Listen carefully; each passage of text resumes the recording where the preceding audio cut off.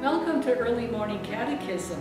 In this week's lesson, we're going to return to the person of Abraham, and we're going to look at faith as a trust in the face of mystery. I was talking one time with a Jesuit priest. He had been a Jesuit for a long time, and he said this to me, and it kind of surprised me. He said, if they took away my priesthood from me, I would really feel bad.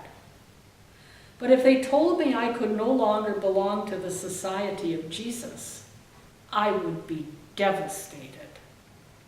So his being a Jesuit, whether as priest or brother, meant everything to him. And he couldn't imagine what would happen if that were taken away. I can remember a time in my own life when I was going through a rather difficult time, like 25 years ago, and I remember being in a discussion with some people who didn't really know me that well. And they were trying to tell me that I would probably be much happier if I weren't a sister. And maybe I went to the convent to be a sister to escape life's realities. And I remember that haunting feeling inside of me like, oh God, are you going to take this away from me? And all I could see was black in front of me. Well, obviously, those people didn't know me very well, and their conclusion was not the correct one. I've been a sister for 48 years. But I point this out to you to ask the question, what do we do when that which we cherish the most is threatened to be taken away from us? That's the story in Genesis chapter 22. God says to Abraham, take Isaac, your only son, and offer him to me as a sacrifice. Now, Abraham and Sarah had waited a long time for a child, and God blessed them with their son, Isaac, their only son. And then God had made a promise to Abraham. You are going to have descendants as many as the stars in the sky and the grains of sand on the seashore. And now God says, I want you basically to kill your child and offer that child to me. Now that seems absurd. And we hear how Abraham marched along on his journey, had his son Isaac carrying the wood for the sacrifice. They marched up the hill, and I am sure Abraham must have been struggling inward the whole time.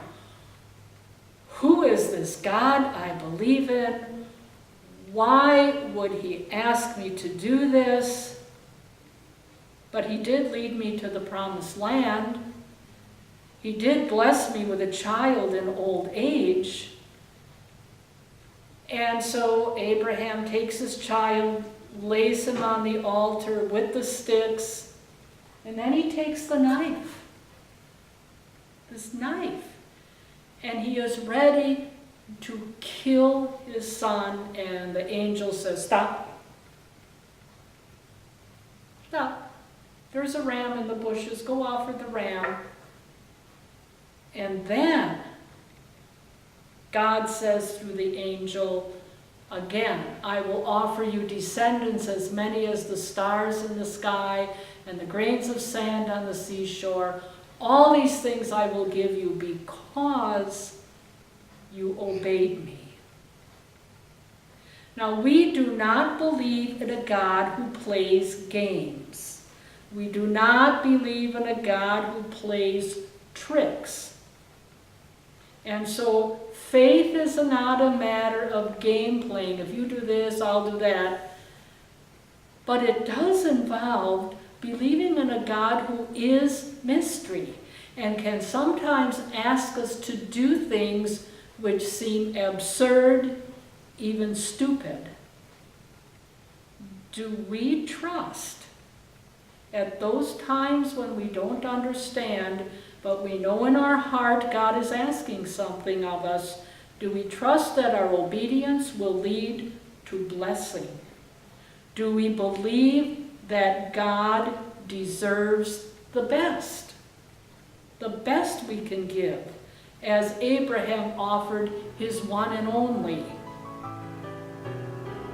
And how much of ourselves are we willing to entrust to God?